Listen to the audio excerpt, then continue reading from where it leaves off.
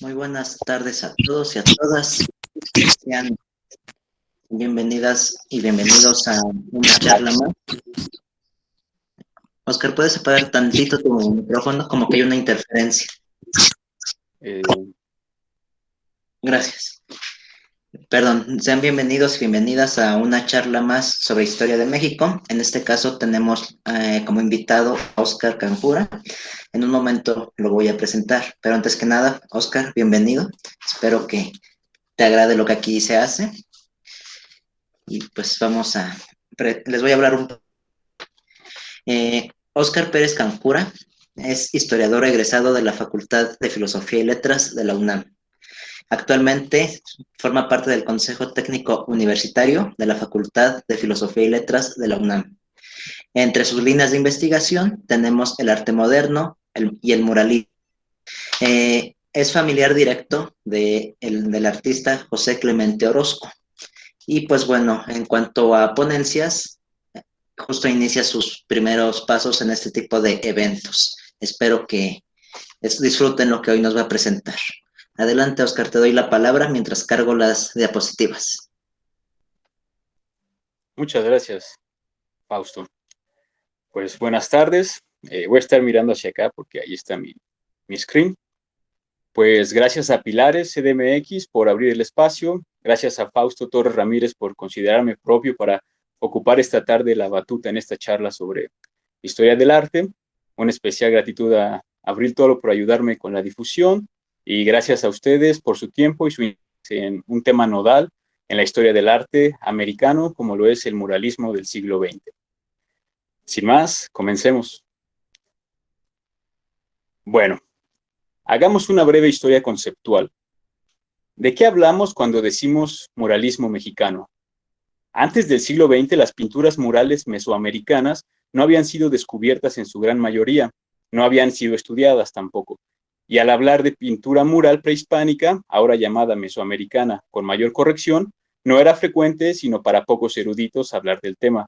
Los murales mesoamericanos, pues, si bien habían gozado un esplendor en cerca de 88 puntos entre México, Guatemala y Belice por el arte maya, no eran conocidos ni habían sido difundidos. Esto es, el concepto de muralismo no estaba popularmente vigente para comienzos del siglo XX. Imperaba en el arte el caballete, el lienzo, la pintura llamada de pequeño formato. Claro que llegó a haber cierto tipo de mural durante la Nueva España y aún en el México independiente. Algunos, claro, son los frescos y encáusticas dentro de templos y monasterios realizados por manos indígenas, pero que ya corresponden al curiosísimo caso de sincretismo o de aculturación propio del encuentro entre indígenas y españoles en el siglo XVI y XVII. Otro tipo de pintura, semejante a la mural, fueron los grandes lienzos que posteriormente eran empotrados en la pared, pero que no estaban pintados directamente sobre esta. Me parece que Juan Cordero es un gran ejemplo de esto, aunque también podríamos hablar del español Francisco Eduardo Tres Guerras, quien a principios del siglo XIX realizó en México un tipo de fresco seco, vaya la redundancia, con una especie de pintura mural al temple de cal. Todas estas pinturas de corte católico. Pero después de esto, ya en el siglo XX, el concepto de muralismo no solo renació, sino que se solidificó en una sinécdoque.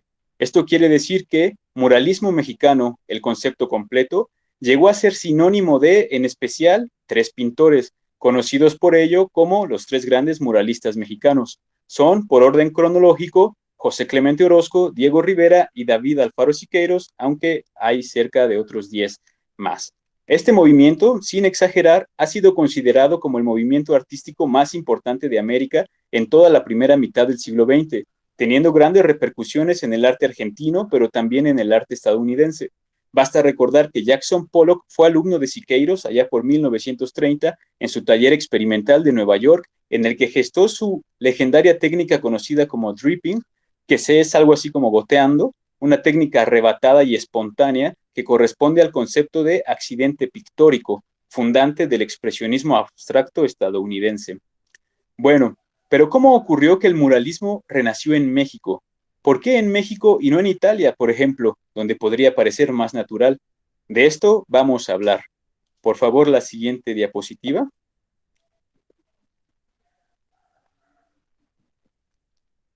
Ahora, Vino de Francia un joven muy talentoso, nacido en 1898, gran pintor, gran dibujante, gran artista de las vanguardias y extraordinario historiador, el joven Jean Charlotte, quien participó en persona de esta primera etapa del muralismo mexicano. Charlotte nos legó una obra que es, a todas luces, la mamá de los pollitos, por decirlo así, y es que en su monumental obra historiográfica El Renacimiento del Muralismo Mexicano, Charlotte sentó las bases interpretativas desde las que se ha contado la historia del muralismo hasta nuestros días. Jean Charlotte hizo su incursión al mundo del arte mexicano en la Escuela de Pintura al aire libre con Alfredo Ramos Martínez, esa escuela apodada Barbizon en honor a la ciudad francesa de los impresionistas, y allí conoció a Fernando Leal, otro muralista, haciéndose después ayudante de Diego Rivera. Pero por su gran talento se independizó de Rivera y pintó en 1920-1921 un hermoso fresco en San Ildefonso con una técnica extremadamente pulcra y con incrustaciones de ciertos metales. Y también realizó un hermoso vitral con el escudo de la universidad en el mismo recinto. Después acompañaría a Rivera a pintar el nuevito edificio de educación pública, ¿verdad? La Basílica de José Vasconcelos, y posteriormente se volvería uno de los mejores amigos de José Clemente Orozco, dejando con ello muchas cartas, una correspondencia entre ambos que nos deja ver la conciencia que estos artistas tenían de su quehacer y de su momento histórico. También Jean Charlotte, con Fermín Revueltas y Alba de la Canal, otros muralistas, que también pintaron en San Ildefonso, se hizo estridentista, y su vida dio todavía más vuelcos, tanto así que murió en Hawái en 1979 tras una vida muy larga y fructífera. A ver, un momento. ¿Cómo puedo ver la pantalla, Fausto, que tú estás compartiendo para ver las diapositivas? Porque solo me veo a mí. ¿Mostrar pantalla? Perdón, es que como estoy compartiendo, no tengo acceso directo para hablar. ¿Ya las ves? Bueno, ahora no porque las quitaste, pero ya las estaba viendo. Bueno, pero ya las estabas viendo. Voy a silenciarme. Cuando comparto no puedo responder, ¿va? Me aguantas tantito. Sale. Sí.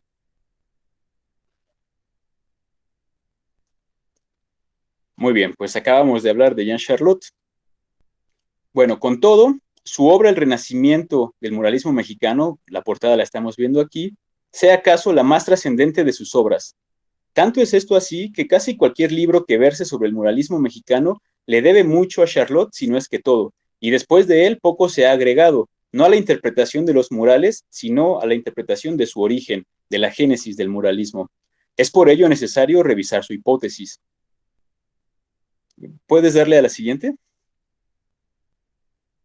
Aquí vemos el mural que hizo Jean Charlotte en San Ildefonso. Es completamente precioso. Tiene sus dejos de futurismo por el gran uso que hace de los círculos. Vemos que incluso el cuello de este caballo es circular, el penacho es circular, los escudos y las lanzas. Es muy precioso y puedes darle a la siguiente, por favor. Aquí vemos del lado derecho esas incrustaciones de las que hablo. Es una técnica muy original haber incluido en el fresco incrustaciones. Y de este otro lado vemos el gran humor que tenía también, porque quiso hacer su mural semejante a las obras de la Nueva España o las que se firmaban de esta manera, y se alcanza a leer, hízose este fresco en México, el primero desde la época colonial, lo pintó Juan Charlotte, e hizo la fábrica el maestro albañil Luis Escobar, y tiene la fecha. Eso es Jean Charlotte. Bueno, vamos a dejarla ahí mientras continúo. Bueno, es de mucho sabido que Gerardo Murillo, el Dr. Atl, a más de inventar sus colores semejantes al pastel y a más de inventar una perspectiva aérea para captar paisajes, era un fervoroso vulcanólogo. Caminaba siempre por el Popo a donde se fue a vivir y el Iztaccíhuatl, pero también asistió de manera muy casual al nacimiento del volcán Paricutín. Con esto en mente, Charlotte escribió que narrar el nacimiento de un estilo nacional era algo tan valioso de narrar como el surgimiento de un volcán. Vemos que Charlotte entendía lo que estaba pasando, supo ver la historia viva y se dio a la tarea de historiar este proceso al que él mismo contribuiría. Charlotte escribió: las esculturas teogónicas aztecas, las coatlicues, las grandes cabezas de serpiente, los receptáculos de sangre, las piedras de sacrificio y de calendario aparecieron súbitamente como preformas clásicas e ilustraron la tendencia fieramente racional que acababa de liberar a la pintura de los lustrabotas que juegan dados, los cardenales comiendo langosta y las mujeres desnudas, que habían pasado por arte solo una generación atrás. Ahora, es clave destacar el concepto de renacimiento. Recordemos el título, el renacimiento del muralismo mexicano. Hay que entender aquí el carácter nacional que inundó a México, como a muchas colonias que venían a la vida independiente en el siglo XIX, porque el renacimiento del muralismo mexicano no es, hay que hacer énfasis, la mera y llana copia del muralismo medieval y renacentista europeo, sino en concreto, lo que renace es el muralismo mesoamericano. Corresponde a los muralistas ingeniar esta síntesis, tomando características y elementos de ambas. Por ejemplo, la perspectiva es clásica en un principio, pero el tema y las figuras buscan, con toda intención, recordar el arte monumental mesoamericano. Hay que recordar que para estos momentos la arqueología está en boga.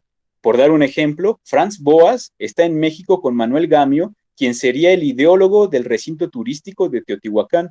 Se une a esto el ya consumado costumbrismo mexicano, abanderado por Saturnino Herrán, a quien Charlotte denomina como el más mexicano de los pintores y el más pintor de los mexicanos. Por favor, a la siguiente. Bueno, aquí vemos a Dr. Atl, el vulcanólogo, su perspectiva y sus colores, un gran maestro. La siguiente, por favor. Este es Saturnino Herrán, y vemos allí ya hay monumentalidad, ya hay temas llamados del indigenismo, propios de aquí, también es un nacionalismo.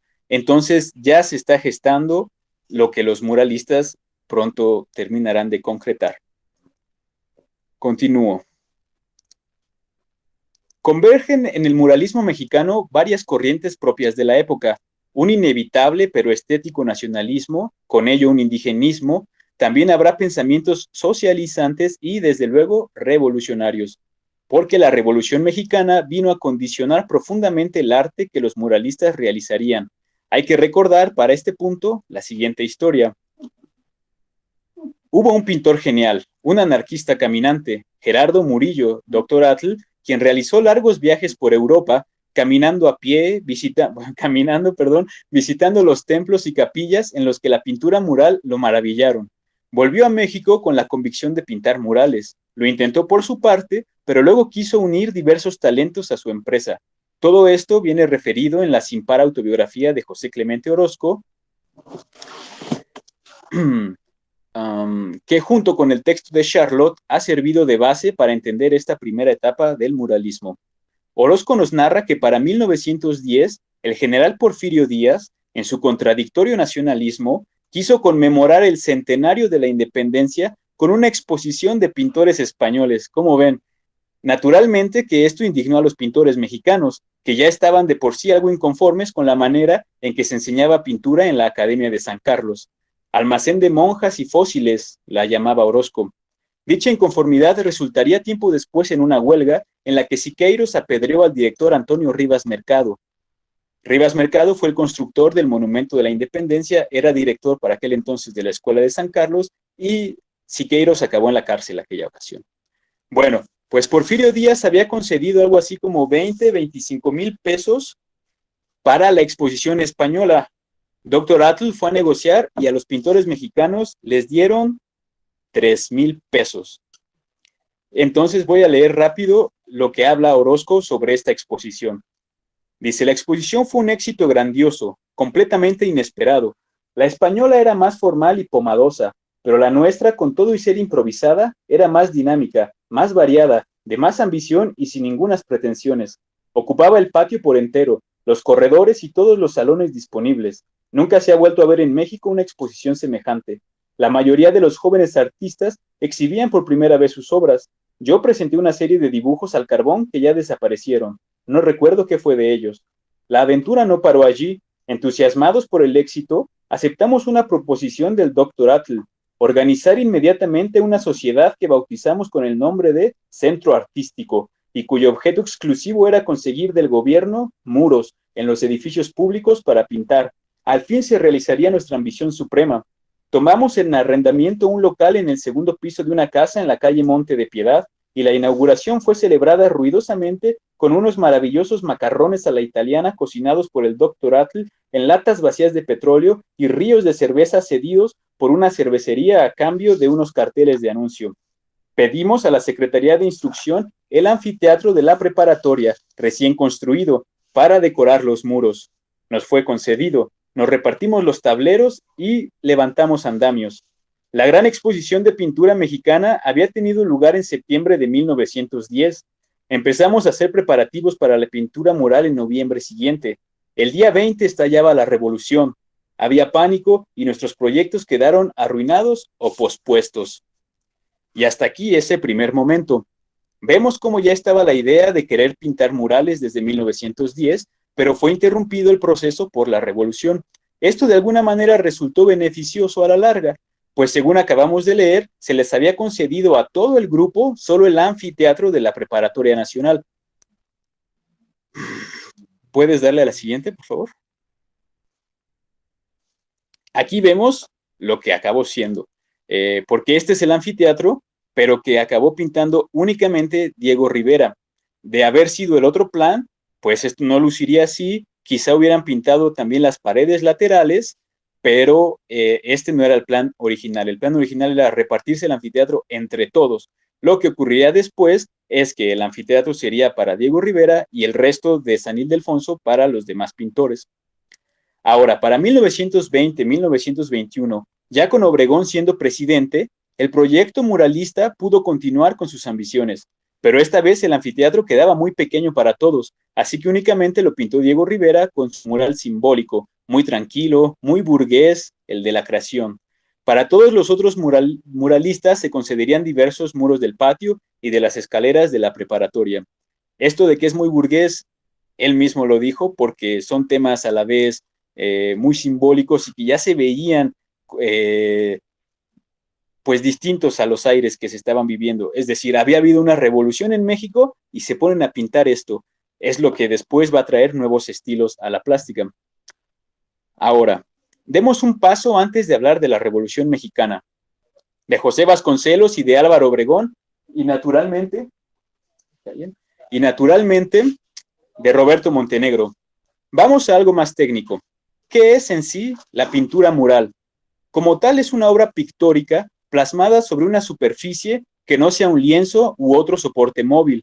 En lo general, su nombre lo indica, se trata de una obra pictórica sobre muros, pero también en techos, bóvedas y en ciertos casos de pintura mural mesoamericana se pintó inclusive el piso, como en el Templo Rojo de Cacaxtla, por lo que la relación de la pintura mural con la arquitectura es esencial, intrínseca.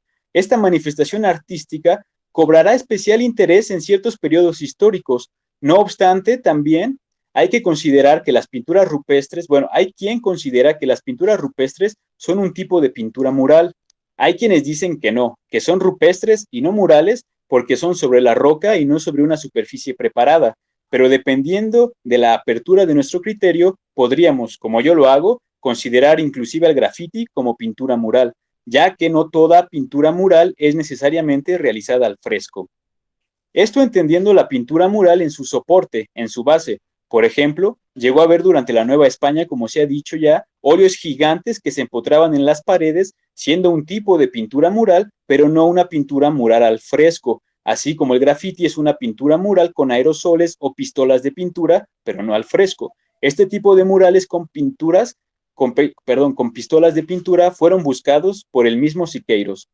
El fresco, entonces, es una técnica específica, muy antigua, y que fue redescubierta en la plena Edad Media hasta lograr su apogeo con los grandes maestros italianos como Giotto, Brunelleschi y muchos otros maestros anónimos. Para este caso resulta paradigmática la Basílica de Asís, dedicada a San Francisco. Más adelante llegará a culminarse la Capilla Sixtina como un paradigma de la pintura al fresco. Y también es justo mencionar el ambivalente fresco bizantino, yugoslavio y macedonio. Por ahora continuemos desentrañando la técnica al fresco. El mismo nombre es perspicuo y nos deja entrever que la pintura mural al fresco se realiza mientras que las capas areniscas se encuentran recién aplanadas, por ello frescas, y por ello con toda la capacidad para absorber los pigmentos. Es una técnica que se realiza a contratiempo y que no permite errores en la realización a riesgo de tener que remover toda la capa del muro. Por ello se trabaja poco a poco en pequeñas secciones llamadas jornadas por su alusión al avance cotidiano. La pintura al fresco presenta como característica la dificultad para homogeneizar e igualar los tonos de una jornada con la otra. Resulta muy ejemplar este proceso en los murales que Orozco pintó en San Ildefonso, donde las divisiones entre una y otra jornada son muy manifiestos. No así el excepcional mural de Jean Charlotte que ya vimos, cuyo salto de una jornada a la otra es casi imperceptible. ¿Puedes darle a la siguiente, por favor?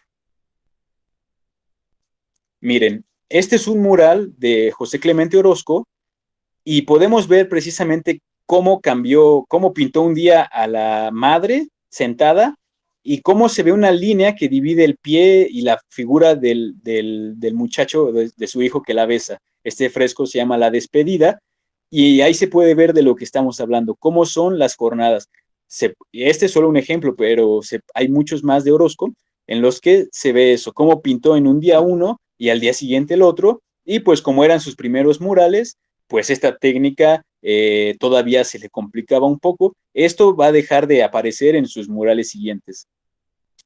Bueno, la técnica al fresco es muy antigua. Se contó con ella en el antiguo Egipto, en India, en Creta, en Grecia y en Roma. Desde luego que ha variado la manera de elaborar la mezcla. Los antiguos usaban huevo, los modernos cemento sobre acero. Los muralistas Diego Rivera y José Clemente Orozco realizaron la gran mayoría de sus murales con la técnica tradicional de fresco o encáustica, mientras que David Alfaro Siqueiros buscó más ávidamente superar las viejas tradiciones del fresco con nuevas mezclas y nuevos materiales. Los resultados no siempre fueron gratos, pero desde la perspectiva experimental con que las realizó, el fracaso todavía enseñó mucho. Es decir, él siempre se preguntó cómo es que la medicina está dando tantos avances, por qué la tecnología da tantos avances y los pintores seguimos como en la Edad Media. A Orozco y Rivera decían, bueno, pues porque funciona, y lo seguían haciendo, pero Siqueiros quiso ir más allá y el resultado es que muchos de sus murales se están cayendo porque pues quiso lograr algo más, pero no fue muy exitoso. Debe aquí recordarse que los muralistas mexicanos retomaron la goma de nopal para aglutinar los pigmentos. Esto lo refiere Siqueiros, expresando la conciencia y el agrado que tenían de valerse de una técnica mesoamericana para la realización de sus murales. Ahora, hablábamos que la técnica al fresco es muy antigua y llegó a tener diversos usos, desde el uso religioso en templos sagrados, cretenses, griegos, egipcios, y aunque esta técnica y este uso se conservó en Grecia y en Roma, también comenzó a ser usado el fresco como mera decoración, es decir, no se usaba la pintura al fresco con finalidades trascendentes, sino como adornos. Esto es, pintaban una pared lisa a la que agregaban una capa al fresco con residuos de mármol para hacer falsas columnas o pintaban jarrones, plantas, etc. Debe decirse que Porfirio Díaz, por ejemplo, tenía decorado en este sentido ciertos muros del castillo de Chapultepec cuando este fue su recinto. Así que el fresco fue conocido en la antigüedad, en el medievo europeo, pero también, como no, el fresco mesoamericano, que siempre hay que tener presente cuando se habla de muralismo mexicano. Allí están Cacaxtla, Oteopancasco y Tepantitla en Teotihuacán, en Tlaxcala está Tizatlán, en la Huasteca Potosina contamos con Tamuín, donde hay murales de una imaginería comparable con la surrealista. Ver al jaguar con caparazón de tortuga bastaría, o ver a los humanos convertirse en felinos. En Chichén Itzá, el templo sagrado de los jaguares, en Bonampak se encuentran los más narrativos y en los que se aprecia la mayor acción humana con posturas muy activas. Es en el Petén, San Bartolo, Guatemala, donde se encuentran los murales más antiguos registrados hasta la fecha, datados en el año 100 a.C., en los que todavía se mezcla lo maya y lo olmeca, y que son de unas líneas muy finas, muy estilizadas, tanto así que, por lo menos a mí, me recuerda al arte chino. ¿Puedes darle a la siguiente, por favor?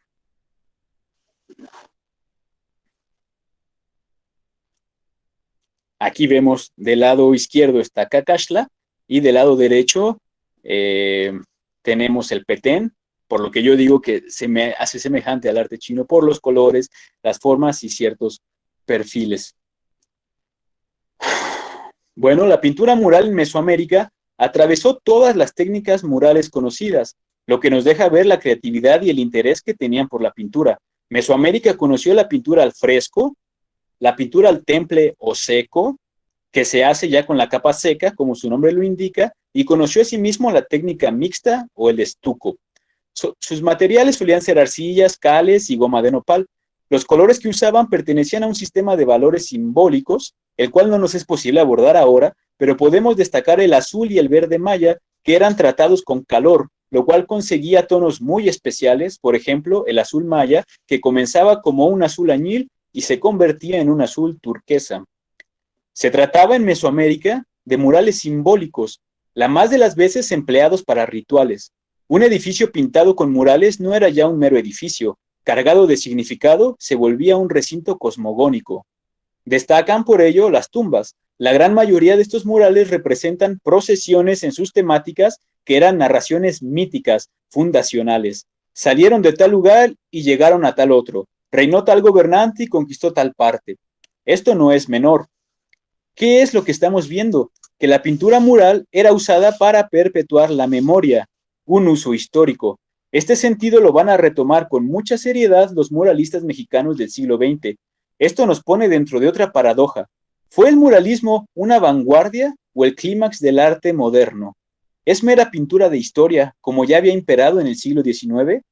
Mi respuesta es que el muralismo mexicano, pensando en concreto en el de Orozco, va mucho más allá de la mera representación histórica de los hechos, pues no se conforma con la elaboración de la representación, sino que desentrañó mitos y produjo nuevas interpretaciones que, lejos de ser ramplonas, siguen vigentes hasta el día de hoy. Esto es, el muralismo no fue una pintura de historia, sino crítica histórica a través de la representación pictórica. Por otro lado, por ejemplo, a la siguiente, por favor. Miren, aquí hay un ejemplo, es muy famoso, el Cortés y la Malinche de Orozco. ¿Eso es pintura de historia? Yo no lo creo, porque no está poniendo la llegada de los españoles, está hablándonos de que hicieron un pacto y el hombre blanco sometió a la mujer, pero la fecundó, y hay en el piso un indígena que luego él dice que no está muerto, pero que sí habla de un pasado. Es decir, son pinturas muy profundas, pero si alguien dice, son solo de historia, bueno, su origen es histórico, pero nos está hablando todavía de nuestra realidad con tanto malinchismo, racismo y lo que viene. ¿Puedes darle a la siguiente, por favor? No, todavía no era eso, me equivoqué. Bueno, por otro lado, suele considerarse que la pintura mural es inamovible y por ello poco difundible. Por ello, los muralistas se servían de la fotografía para llevar sus obras a exposiciones. Por otro lado, los murales de Orozco y de Rivera pintados en el Palacio de Bellas Artes son independientes de la estructura, pudiendo, en caso de ser necesario, desmontarse. Esto nos muestra progreso e iniciativa formal. Hay que considerar también el sorprendente mural que Orozco realizó en 1940. Ahora sí, por favor. La que sigue. Hablamos de este, no el anterior. La anterior, por favor. Aquí está. La de en medio de las dos. Bueno, este mural se llama Dive Bomber o Bombardero y se encuentra en el MoMA. Es la que sigue.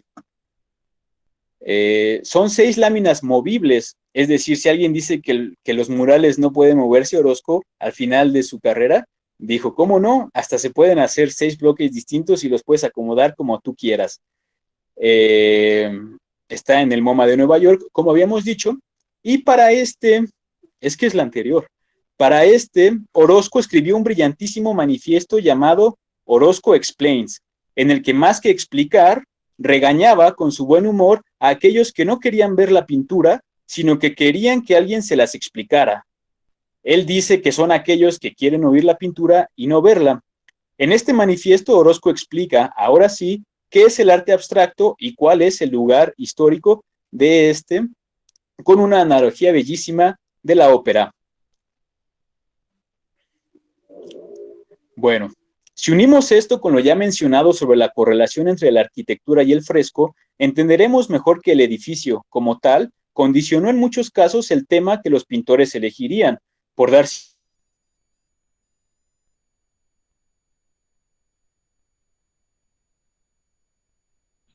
Pablo, según que se trataría de una biblioteca. Los murales de Orozco en el Templo de Jesús, cuyo tema es el Apocalipsis. El mural de Siqueiros en San Miguel de Allende, que trata en específico a este personaje, a Allende, en diversos momentos de su vida. Por último, los murales que Orozco realizaría en ciertas universidades norteamericanas, en las que se trata de la vida de aquel país y en los que hace una crítica muy fuerte a la academia. Así vemos que la utilidad del edificio va a buscar su correlación con el tema según los pintores comprendan esta necesidad. Toda esta historia sobre el fresco no es relleno ni es una ociosa mención, sino que nos sirve para entender lo que hay detrás, el por qué los pintores mexicanos más inquietos de principio del siglo XX apostaron a esta técnica y a este formato para su ambicioso proyecto. Desde luego que tenemos que hablar aquí del secretario de Educación, José Vasconcelos, quien fue mecenas, pero también aportó el concepto de arte público, que a los muralistas les fue también por su corte socializante. ¿Qué quiere decir esto? Por estar la pintura académica en un momento de crisis al terminar el siglo XIX, con el nacimiento de la identidad del artista moderno, rebelde, individualista, con los impresionismos, el dadaísmo, cubismo, futurismo y tantos otros ismos, la obra tradicional de Caballete fue, por lo menos en el caso de los muralistas mexicanos, subestimada y conceptualizada como arte burgués, arte pasivo, arte que no tenía ninguna finalidad sino la de decorar la sala de los ricos. Por ello se entiende ya que la pintura mural haya sido vista como un arte público, un arte para las masas. Esto naturalmente resultaba contradictorio porque no era posible llevar una pintura mural a las masas, y qué tan público era aquello que estaba dentro de un edificio y no en su exterior. Todo esto fue cuestionado y reflexionado por los mismos muralistas. Fue Siqueiros quien más murales pintó al exterior, tratando de reparar esta contradicción aparente entre el arte público puesto al interior de un edificio privado. Por otro lado, Orozco comenzó a buscar fotógrafos para llevar su obra a sus exposiciones en Nueva York. Sus cartas a Jean Charlotte dejan de manifiesto que Orozco no quería que los fotógrafos tomaran solo los detalles del fresco, sino que insistía en que debían mostrar claramente que la pintura mural estaba en total relación con la arquitectura. Esta visión cabal y comprensiva del muralismo como complemento arquitectónico logró que a Orozco lo premiara la Asociación de Arquitectos más adelante en su carrera. También llevó a que se generara en México la noción de la arquitectura integral o integración plástica, cuyos máximos representantes son Juan O'Gorman, Chávez Morado y Carlos Lazo. Los dos ejemplos de este modelo artístico son Ciudad Universitaria y el Centro Scope, hoy muy dañado. Ahora, ¿qué queda por decir del muralismo mexicano? ¿Quiénes eran los pintores? ¿En qué andaban de manera individual? ¿Cómo fue su unión, su relación? ¿Cómo les dio unidad la revolución y la causa obrera? El muralismo mexicano es un nudo muy denso de desentrañar. Tiene carácter revolucionario en dos vertientes. Por un lado, el carácter revolucionario propio del movimiento armado, dígase maderista, constitucionalista, obregonista, que sería muchas veces tema de sus obras, así como la condición histórica que lo posibilitó. Allí sí puedes volver en la que estaba la trinchera. Allí, por ejemplo, la que sigue. A esta. Aquí vemos la famosísima obra de Orozco, La Trinchera, que es la revolución. Estos murales son pintados en la posrevolución, pero la posrevolución sigue siendo muy agitada. Entonces aquí vemos, ya no están pintando, ¿verdad? Como Diego Rivera, a la creación, ¿no? Eso ya, ¿qué importa? El mundo, bueno, México está en guerra, eso hay que pintar, eso hay que representar. Es una conciencia sincrónica con su realidad histórica. Allí vemos entonces a estos en la trinchera, y del otro lado vemos otra realidad del país, que es la migración de los campos tras la devastación. Los hombres tienen que ir a la guerra, las mujeres quedaban, las familias tenían que emigrar, y es lo que Orozco está viendo y es lo que retrata. Por eso hablo de que tiene este carácter revolucionario como su contexto histórico y también como su motivo, pero también es revolucionario en términos estéticos, porque ya habían existido las vanguardias europeas para entonces. El arte occidental ya había sido removido en sus fundamentos clásicos. Ya René Magritte había manifestado la inconformidad de los pintores con que el arte solo fuera imitación y no creación original. Es decir, el mundo occidental estaba sacudiendo sus conceptos y categorías estéticas, mientras que en México se estaba regresando a una técnica ancestral en la que imperaba lo figurativo y no lo abstracto, la historia y no la individualidad emotiva. ¿Cómo explicamos esto? ¿Cómo podemos decir que volver a una vieja técnica no es retrógrada, ni siquiera epigonal, sino revolucionario? ¿Por qué? Bueno, porque una cosa son las vanguardias en París y otra cosa el arte en México, que fue dominado 300 años por el arte religioso. Esto quiere decir que para la mayoría de los mexicanos de principios del siglo XX, un pintor tenía que ser pintor de vírgenes, de escenas del Viejo y del Nuevo Testamento, o bien un pintor moderno, romántico, de inspiración grecolatina, etcétera, todo tradición y convención. Y entonces llegan estos pintores que ya tienen nuevas nociones plásticas, pues participan, aunque en formato mural, en las corrientes de vanguardia. No olvidemos que Diego Rivera vivió un buen tiempo en Europa y fue un pilar del cubismo e incluso un detractor del mismo, al incluir en este paisaje y color, peleándose así con Picasso y con el purista del cubismo, Juan Gris. Y entendamos que sin el cubismo no hubiera sido posible para Rivera construir murales llenos de personajes y escenas, como lo son los del Palacio Nacional, sin que se vieran grotescamente aglutinados, sino que las proporciones geométricas que yacen de fondo en la composición son exitosas. Esto quiere decir que aunque la técnica de los muralistas fuera ancestral, sus nociones plásticas eran muy adelantadas. Siqueiros trató con perspectivas muy complicadas, estudiando desde la óptica física, y Orozco trabajó la simetría dinámica del geómatra J. Hambridge, por dar solo unos ejemplos. Y sobre todo, el muralismo mexicano tuvo una postura política muy clara y muy activa. La siguiente, por favor. Esa. No se vieron ajenos los pintores a los problemas sociales, sino que trataron de poner el arte al servicio del obrero. Buscaron que su arte educara, que su arte cuestionara al clero, a los políticos, a los burgueses, así como a la pusilanimidad del pueblo, aunque no al pueblo mismo. Y quizá uno de los aspectos más importantes de los muralistas haya sido que, a pesar de sus desavenencias personales, comprendieron que el arte era un oficio como cualquier otro y que convenía a los obreros artistas estar organizados y tener una visión en conjunto. Esta unidad no fue menor y no se ha vuelto a ver en el arte mexicano con tal proyección. Crearon un sindicato del cual Orozco deja su opinión. Dice: una de las manifestaciones más singulares de las aptitudes críticas de los pintores fue la constitución de un sindicato de pintores y escultores cuyas ideas quedaron condensadas en un manifiesto extraordinariamente importante y de las cuales se derivó la influencia que se ha hecho sentir por 2 décadas y que ha sido combatida vanamente por los pintores más jóvenes. El sindicato en sí mismo no tenía ninguna importancia, pues no era una agrupación de obreros que tuviera que defenderse de un patrón, pero el nombre sirvió de bandera a las ideas que venían gestándose, basadas en las teorías socialistas contemporáneas, de las cuales los más enterados eran Siqueiros, Rivera y Javier Guerrero. Siqueiros redactó, y todos nosotros aceptamos y firmamos, un manifiesto del sindicato dirigido a los soldados, obreros, campesinos e intelectuales que no estuvieran al servicio de la burguesía. Contenía, en resumen, las siguientes proposiciones: 1. Socializar el arte. 2. Destruir al individualismo burgués. 3. Repudiar la pintura de caballete y cualquier otro arte salido de los círculos ultraintelectuales y aristocráticos. 4. Producir solamente obras monumentales que fueran del dominio público. 5. Siendo este momento histórico de transición de un orden decrépito a uno nuevo, materializar un arte valioso para el pueblo en lugar de ser una expresión de placer individual.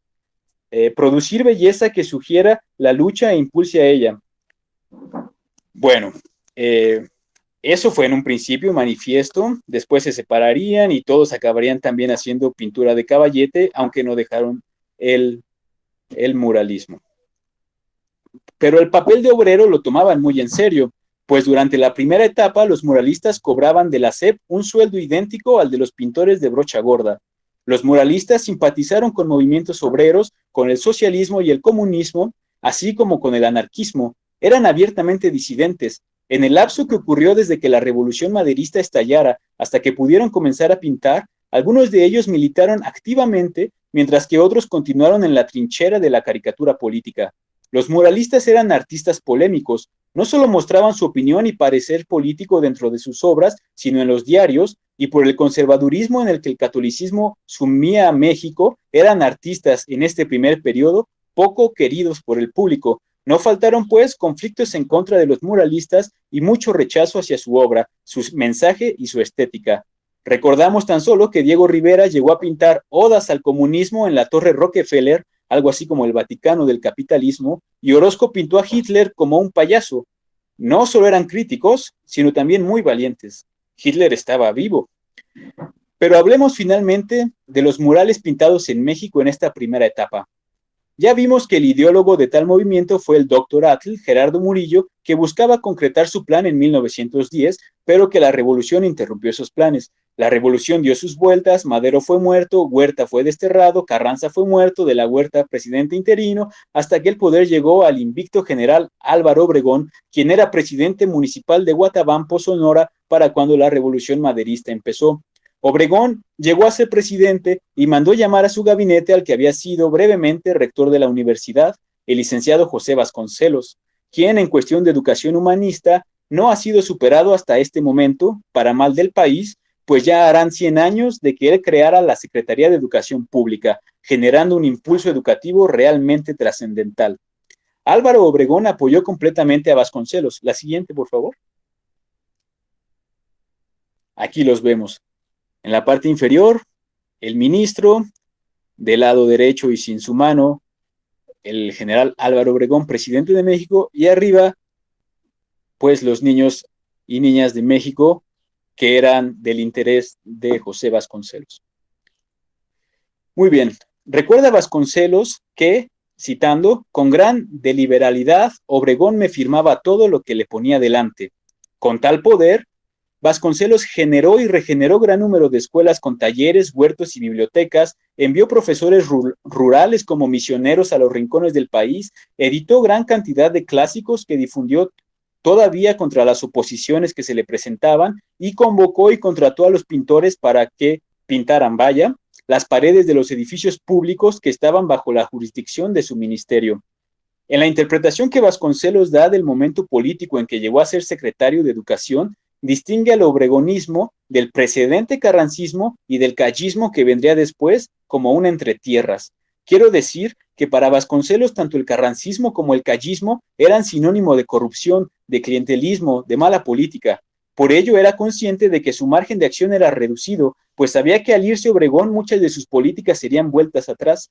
No se equivocó, pues tan solo abandonó su puesto como secretario de Educación para buscar la candidatura de Oaxaca en 1924, los moralistas Orozco y Siqueiros sufrieron ataques institucionales y detuvieron momentáneamente las obras que realizaban todavía en San Ildefonso. Por lo general, al abordar la Secretaría de Educación desde el moralismo, se invisibiliza el total de las partes a las que el proyecto mismo aspiraba y que ya hemos visto, para concentrarse solo en la relación de Vasconcelos como dador de los muros y como el ideólogo del concepto de lo público en el arte para los pintores. Para Vasconcelos, los pintores significaban unos guerreros, partes de su estructura también, pues como se ha dicho, en el gobierno seguía habiendo carrancistas que le eran adversos, los gobiernos postrevolucionarios seguían llenos de porfiristas aburguesados que no estaban nada contentos con las políticas sociales de Obregón ni con las reformas agrarias. En este sentido, que los muralistas retrataran aquella realidad servía como un punto sólido de memoria. Por más que los políticos buscaran los intereses burgueses y echar atrás ciertos acuerdos sociales, el arte estaba allí para dejar constancia de la revolución, de la guerra, de las muertes, de la esperanza y de la esperanza con la que se hace todo acto revolucionario.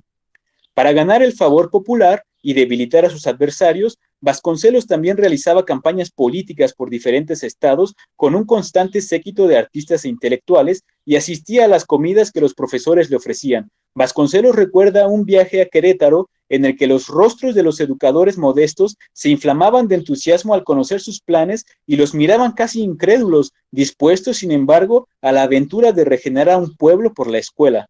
Nada de esto fue visto durante el Porfiriato. Vasconcelos buscaba en su proyecto incentivar el arte. Por ello, en sus giras, los artistas que lo acompañaban hacían ver las ventajas que cada localidad obtendría mediante la cooperación de maestros federales de modelado, pintura y artesanía de todo tipo. Esto llevó a que en Aguascalientes, Fernández Ledesma diera los primeros pasos para formar una escuela de cerámica que debía recoger y organizar la tradición de los operarios locales derivada de la colonia. En torno a las artes, cuenta también Vasconcelos que Montenegro y Fernández Leal hicieron acuarelas de vendedores de tuba, una bebida semejante al pulque pero que no embriaga, y otro tipo entre casas y panoramas colimenses. Y puede decirse que estos ingenuos trabajos fueron el comienzo de la pintura de tema popular que más tarde hizo escuela. Esto desde la perspectiva de Vasconcelos. Ahora, suele ser tema de especulaciones qué tanto influía el mecenas Vasconcelos en los temas de los murales. Veamos brevemente este asunto. Vasconcelos era un filósofo absolutamente idealista y vitalista y llegó a afirmar, cito, si el ideal no ha de cumplirse jamás, mejor es padecer la perpetua tensión de imposible que resignarse a un reposo vil. Esta influencia idealista de Vasconcelos para con el muralismo mexicano lo dotó de una filosofía y de un propósito trascendental que logró desarrollarse en los diversos pintores, aunque no trabajara necesariamente en conjunto. Idealismo no significa que iban a pintar paisajes bonitos, tehuanos y una Tenochtitlán mirífica, como hizo Rivera en el Palacio Nacional, sino que iban a contrastar con la realidad las ideas ilustradas que se alababan, la justicia, la cultura, la libertad. Iba a ser, pues, un arte pensante. Así, la crítica que Orozco hace de la justicia en los frescos de la Suprema Corte es de vena platónica, pues denota que el valor de la justicia es más que la ley y la moral. En la tierra no se cumple la justicia ideal. En este sentido, la influencia filosófica de Vasconcelos enriqueció la potencia intrínseca del genio de los muralistas, y si bien hablaban sobre los proyectos, parece ser que les dejaba mucha libertad.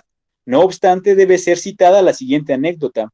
Cuenta Vasconcelos que para el primer mural de este renacimiento, el que pintara Montenegro en 1921, en el ábside de la iglesia, dice Vasconcelos, inició Montenegro el movimiento de pintura mural que después ha trascendido más allá de la nación y que es hoy práctica norteamericana. La obra, sin embargo, dice Vasconcelos, adolece de pobreza del asunto. No hallábamos qué representar y di al pintor como tema una tontería guetiana. Acción supera al destino, vence, cierro cita. ¿Acaso sea esta una de las pocas pruebas que haya para decir que Vasconcelos daba el tema a los muralistas? Lo que es cierto es que ni Rivera, ni Orozco, ni Siqueiros eran Montenegro y no se dejaban amedrentar ni controlar. Para ser contundentes, recordemos que el mismo Vasconcelos menciona en sus memorias que al edificio principal de la preparatoria se presentaba rara vez, pues, dice, Orozco me hacía mala cara cada vez que me asomaba a ver sus frescos. Es decir, no tenían una relación muy, muy cercana. Así que la influencia de Vasconcelos no era en ningún caso restrictiva, sino espiritual. Piénsese de este modo, siendo Vasconcelos el patrón de los muralistas, era un patrón que respetaba y valoraba sinceramente el arte y la libertad creativa, consiguiendo para los pintores un ambiente de desenvolvimiento. Y para redondear el argumento, basta comprender que los muralistas realizaron solo sus primeras obras bajo el auspicio de Vasconcelos. El resto de sus obras mantienen congruencia y una creatividad en aumento, con lo cual se descarta totalmente que detrás de la inventiva de los muralistas estuviera Vasconcelos. Ahora, para la obra de Orozco podría modificarse la frase de Vasconcelos. Si la justicia no ha de cumplirse jamás, mejor es padecer la perpetua tensión de la censura que resignarse a un arte burgués. Querría esto decir que, según su vena caricaturesca, Orozco dedicó gran parte de sus motivos a la crítica social y política, por mundanos y no simbólicos, como el de Montenegro recién referido o el mural de la creación de Diego Rivera en el anfiteatro. Las obras de Orozco no gustaron, sus primeros murales no gustaron, y los de la Suprema Corte también causaron polémica. Era Orozco un socrático que, de puro enunciar la verdad, molestaba las buenas costumbres y la tradición. Sin duda, viva él. Queda pues manifiesta, aunque por nadie puesta en duda, pero siempre matizada, la influencia que un ideólogo como Vasconcelos produjo en los pintores. E influenciar no es exigir o imponer un programa pictórico, sino contagiar nociones, ideas, propuestas y sentidos. Por otro lado, la cercanía que Vasconcelos tenía con Obregón y la confianza que este último tenía en el primero, como se ha dicho, dio estabilidad a los muralistas, por lo menos de 1920 a 1924, cuando la gran mayoría de los murales de San Ildefonso ya estaban terminados y los del edificio de educación pública estaban bien avanzados. La siguiente, por favor. Bien, finalmente, ¿por qué eligió Vasconcelos estos edificios? El motivo es político. Los 3 edificios en los que se inició el muralismo fueron la iglesia de San Pedro y San Pablo, que vemos a la derecha, el antiguo colegio de San Ildefonso, con sus escaleras, patios y anfiteatro, así como el recién construido edificio de educación pública. Ahora bien, Vasconcelos recuerda que luego de la desamortización los edificios eclesiásticos se volvieron al Estado y éste o los vendía o los convertía en guarniciones militares. Esto último ocurrió en San Pedro y San Pablo. Dice Vasconcelos que era una lástima que, cito, naves tan hermosas como la de San Pedro y San Pablo sirvieran a la tropa para sus retretes y ni siquiera se habían instalado con higiene. Como ministro de la guerra, dice Vasconcelos, fungía el general Enrique Estrada. Era general improvisado, general de la revolución, pero no un hombre inculto. Al contrario, recuerda Vasconcelos que se entrevistaron y antes de 24 horas ya tenía Vasconcelos permiso para ocuparlo. Comenzó a hacer la limpieza, a sacar basura y podredumbre, a quitar tierra para recuperar las columnas y que entonces el Consejo de Salubridad, cito, me reclamó, dice Vasconcelos, el Consejo de Salubridad me reclamó porque sin avisarle ni obtener su permiso, había yo quitado las letrinas de la nave de San Pedro y San Pablo y las había reemplazado con suntuosa decoración de azulejo artístico elaborado en Aguascalientes. A Salubridad Pública respondí que lamentaba su queja y que al abrir el pliego que le contenía, pensé que me enviaban una felicitación por haber suprimido un foco de contagio dentro de la ciudad, dice Vasconcelos. Bueno, lo que hizo Vasconcelos fue ir a las oficinas de Hacienda para revisar qué edificios estaban en el mismo caso que la nave de San Pedro y San Pablo, con la iniciativa de recuperar para sí los edificios. Así rescató un cuartel de Peralvillo donde hizo la Escuela de Industrias Gabriela Mistral. El caso de por qué elegir la preparatoria es más interesante a mi punto de ver. La historia del colegio jesuita es muy antigua y se remonta a la temprana Nueva España. Tras la expulsión de los jesuitas en 1767, el edificio se convirtió asimismo en un cuartel militar del regimiento de Flandes. Pero tras las reformas educativas de Juárez, se creó por decreto la Escuela Nacional Preparatoria y Gavino Barreda escogería el edificio de San Ildefonso para poner allí la preparatoria, dando un golpe simbólico a la educación escolástica. Esto es, allí donde se enseñaba la doctrina jesuita, ahora tendría cabida el nuevo positivismo triunfante. Ahora bien, el templo de San Pedro y San Pablo también había sido jesuita. Inclusive, en algún momento de la Nueva España llegó a llamarse al conjunto Real Colegio de San Ildefonso y del Colegio Máximo de San Pedro y San Pablo. Pero en la misma colonia los edificios se separaron. Tras la desamortización, lo hemos dicho, ambos fueron cuarteles militares. San Ildefonso se convirtió tras Juárez en el recinto más importante de educación media superior en la pequeña Ciudad de México y San Pedro y San Pablo continuó siendo cuartel hasta que Vasconcelos lo rescató. Es curioso así que el muralismo haya vuelto a unir lo que los mismos jesuitas separaran. En San Pedro y San Pablo pintaron, a más de Roberto Montenegro, Jorge Enciso, el Dr. Atl y Gabriel Fernández Ledesma. La siguiente imagen, por favor. Ahora, el edificio de educación pública tiene otra historia. Vasconcelos no quería que su ministerio fuera una de las muchas casonas que los carrancistas tenían como oficinas o ministerios. Sin decirlo a nadie, se puso a mirar planos y a concebir un nuevo edificio sobre las ruinas de un proyecto de escuela normal. El estilo que se decidió conservar fue el del Renacimiento español de la colonia, que ya estaba en un jardín de la escuela normal. El proyecto quedó a cargo del ingeniero Méndez Rivas. Vasconcelos opinaba que era mejor hacer un edificio y no alquilar otro. Tenía la convicción que, cito, hacer obra material es deber de cada época y será la gloria de nuestro gobierno. Y su argumento fue que si el ministro de guerra gastaba hasta 400,000 pesos en una sola movilización de tropa sin darle ningún beneficio al país, él bien podría emplear el capital para hacer su edificio. Y Vasconcelos no escatimó. En su nuevo Palacio de Educación, como lo llamaba, hizo que los talleres de la SEP crearan los muebles, creó una sociedad de ebanistas a raíz de unos carpinteros cooptados con un contrato tras una huelga. En el edificio había, dice, obras de lujo, como ciertas mesas del despacho de educación pública que fueron trabajadas por ebanistas con un esmero y un arte que hace tiempo habían olvidado los maestros de labor.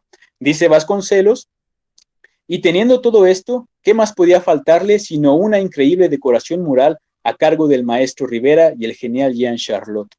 Así vemos que escogió San Pedro y San Pablo para recuperar un inmueble de mucha historia convertido en sanitario militar.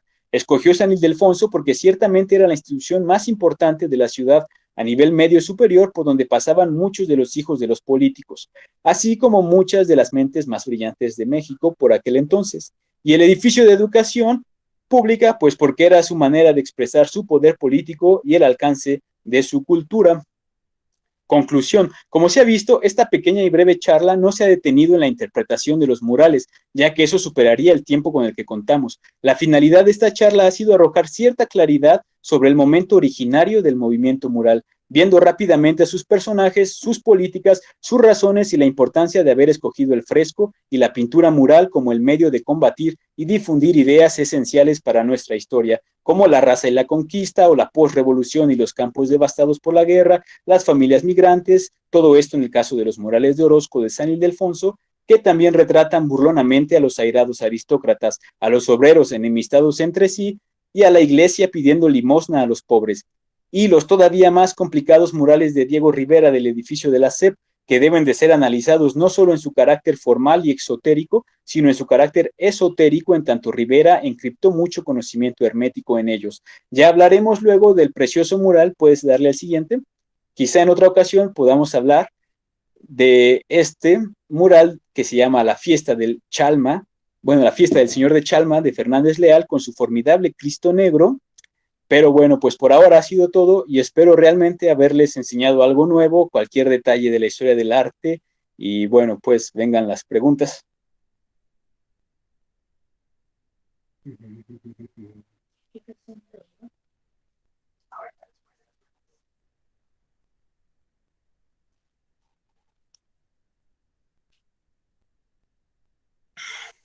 Muy bien.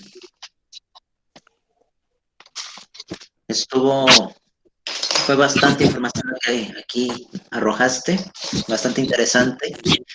Vamos a ver qué nos comenta nuestro público. Vamos a ver quién quiere preguntar algo. En su dispositivo hay una opción de levantar la mano. Vamos a ver quién gusta participar.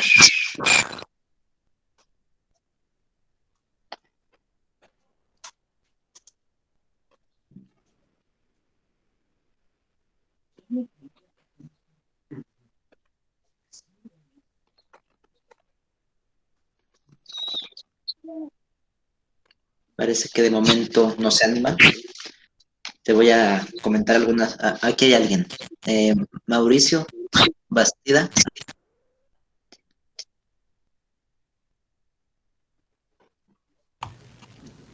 Hola, ¿me escuchan?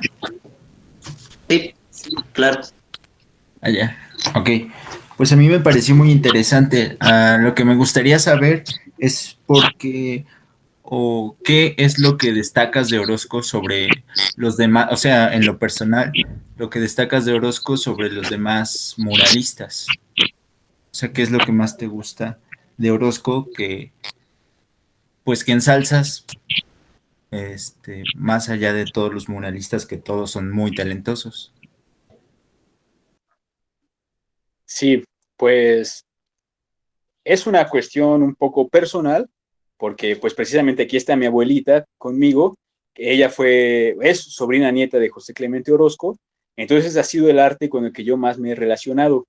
Pero no obstante ello, la historiografía da a entender que el arte de Orozco es el más elevado, porque es el más también profundo y no fue demagógico como a veces el de Rivera, y no falló en la técnica como a veces el de Siqueiros, porque a veces el de Siqueiros no está bien logrado en su composición, aunque quiso innovar mucho. Es decir, Orozco es un artista muy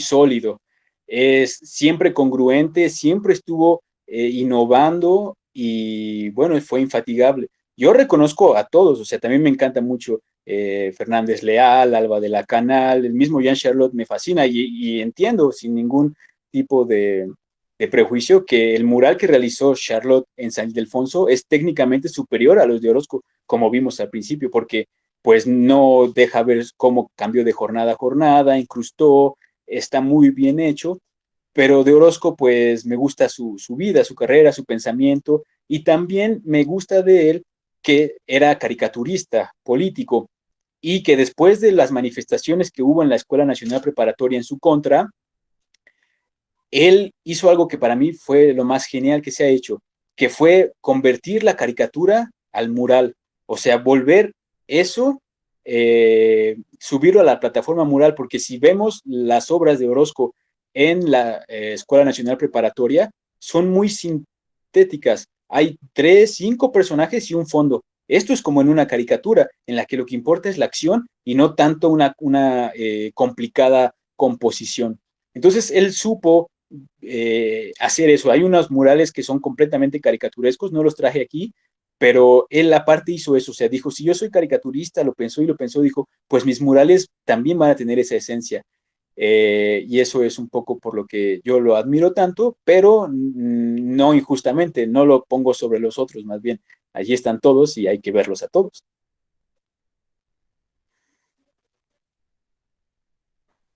Ok, gracias. Gracias por tu pregunta, Mauricio. Ok, Oscar, cuando no hables apaga tu micro porque no sé por qué hay como una interferencia. No sé a qué se deba. Vamos a ver quién más gusta participar. Mientras alguien se anima, les quiero pedir un favor. Aquí en el chat les voy a poner un formulario. Es para registrar la asistencia a la charla de hoy. Los datos están protegidos por el gobierno de la Ciudad de México y pues únicamente son para fines estadísticos. No se les va a mandar tampoco propaganda, no se les pide un correo electrónico ni nada, solamente son datos para pasar asistencia y mejorar posteriormente las presentaciones. ¿Quién más gusta participar? ¿Quién se anima a comentar algo? Pueden levantar la mano o escribir su pregunta aquí en el chat si no quieren o no pueden ocupar el micrófono. Vamos a ver quién se anima ahorita. Mientras yo te quiero comentar unas cosas, Oscar. Aquí nos mencionaste un poco sobre este moralismo y me parece muy interesante la forma en la que se retoma esta parte del Renacimiento, que sí, incluso veo las obras y parecieran renacentistas. Yo no sé mucho de historia del arte, pero pues tengo pues, conocimientos básicos. Y a su vez, muy interesante cómo se retoma esta parte mesoamericana, pero pues la mezcla es muy buena en lo personal. Y llama mucho la atención esta idea del indigenismo, una idea que parece entonces está muy en igual con grandes personajes como Manuel Gamio, que vale la pena hablar mucho de él. Y pues en general a mí en lo personal me gustó mucho este. Y me llama la atención esto de cómo se ve al arte bajo esta idea de progreso, como eso que mencionaste en un momento de que en Europa ya se tenían otro tipo de arte, mientras que en México se regresaba a este estilo de histórico. Es como si a mí me pareciera esta intención de que viéramos como si el arte fuera o muy actualizado o poco a poco se fuera llegando a un progreso. Creo yo que vale la pena cuestionar el término de progreso explícito en este mismo, incluso en el arte. Es lo que te podría comentar.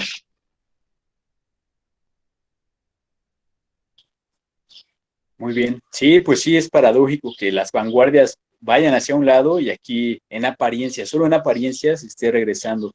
Lo que se regresó fue a la técnica ancestral, pero como mencioné, formalmente las composiciones eran muy avanzadas en su geometría. Y bueno, no sé si haya otra pregunta, pero me gustaría darle un poco la palabra a mi abuelita y que contara una breve anécdota de cuando ella era niña y conoció a José Clemente Orozco, porque pues esa historia no está en ningún libro, es algo que es personal, entonces me gustaría que lo hiciera. Abuelita, sí. Adelante.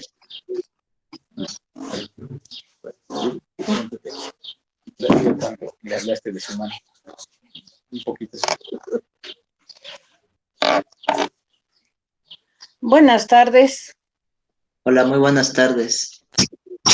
Yo soy Carolina Margallo Orozco y me siento muy honrada en haber sido descendiente cercano de un hombre tan brillante.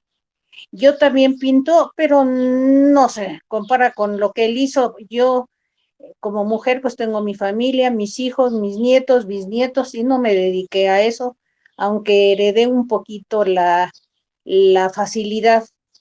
Y para mí ha sido una persona, aunque yo era muy pequeña cuando él falleció, eh, conmigo tuvo un trato muy especial y yo lo admiré mucho y lo veía pintar y me lo imagino y lo veo como si fuera ayer, porque conviví mucho con él. Que si quiere alguna pregunta más. La de la mano, cuéntale cuando le preguntaste sobre sus manos.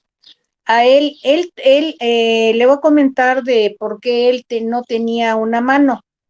Él tuvo un accidente de pequeño cuando vivían en Ciudad Guzmán con unos cohetes. Y en esa época, pues, no estaba la medicina tan avanzada como ahora. Y se vino su familia, se le infectó a la hora que le explotó un cohete y lo trajeron al distrito, pero ya le había avanzado mucho la infección y todo, y le tuvieron que amputar su mano por esa situación. Pero él nunca fue muy valiente, él nunca le dio demasiada importancia, él se manejaba como cualquier persona y usaba su muñón como mano y la utilizaba para pues el trabajo que hacía de pintura, mover las cosas, los papeles, los dibujos, todo, y, y lo superó muy bien. Pero cuéntales cómo. Y yo de pequeña, bueno, como niño, cuando él falleció yo tenía 5 años. Las primeras veces que ya estaba yo más grande y hablaba, me dio mucha curiosidad y le pregunté por qué no tenía mano, pero él no se molestó y me dijo, me la comieron los ratones. Fue una cosa que pues valientemente superó, aunque siempre pues una mano hace falta. Y fue para mí una persona muy especial porque fue un artista al 100%. Antes no había los recursos que existen ahora y a pesar de eso, él veía cómo hacía sus murales, cómo se subía, cómo hacía sus dibujos, pues no en una forma rudimentaria, pero pues no había como ahorita un proyector, pues los avances ya de técnicas de la televisión, de muchas cosas, pues para poder haber hecho los murales, pues a lo mejor con más facilidad que en esa época no existía. Para mí fue un gran hombre porque fue un hombre muy tenaz y yo lo veía pintar todo el día, estaba sobre su afición, haciendo dibujos, pintando, creando. Fue un artista muy completo, diría yo. Pues muchas gracias por la oportunidad de poder expresar, porque yo conviví, aunque tenía una corta edad, yo conviví mucho con él y para mí fue una experiencia muy bonita y un gran honor. Muchas gracias por la entrevista. Muchas gracias por sus palabras. No todos los días tenemos la presencia de alguien que conoció a algún artista y menos alguien tan importante como lo fue Orozco. Y gracias, Oscar, por esta oportunidad de que hablara esta persona, que pues es prácticamente una fuente historiográfica, a final de cuentas, diría yo. Pues bueno, aparentemente ya no hay más preguntas. No sé si alguien de último momento quiera preguntar algo, algún comentario que quiera hacer antes de que cerremos la participación del día de hoy. Vamos a ver. Pues pareciera que no hay más participaciones, Oscar. ¿Algún comentario final antes de cerrar? Bueno, no, pues que se acerquen a todos los murales, hay muchísimos, y sobre todo a los murales mesoamericanos, porque es muy reciente que se están descubriendo, que se están reconstruyendo y que se está sabiendo mucho. Hay estudios muy interesantes, por ejemplo, se están estudiando las plumas que los pintores usaron en aquellos murales O sea, se están estudiando como biología a partir de los murales mesoamericanos, y eso está interesante. Entonces, pues que se echen un clavado a ese campo que se está abriendo. Pues muchas gracias, Oscar, por haber contado contigo en esta presentación. Y gracias a todo el público que nos acompañó. Vamos a dar por finalizada esta charla. Te agradezco en nombre del gobierno de la Ciudad de México y del programa Pilares al cual represento. Y pues vamos a finalizar. Nos vemos la próxima. Muchas gracias. Hasta luego. Nos vemos, Oscar. Cuídate. Gracias. Bye. Hasta luego.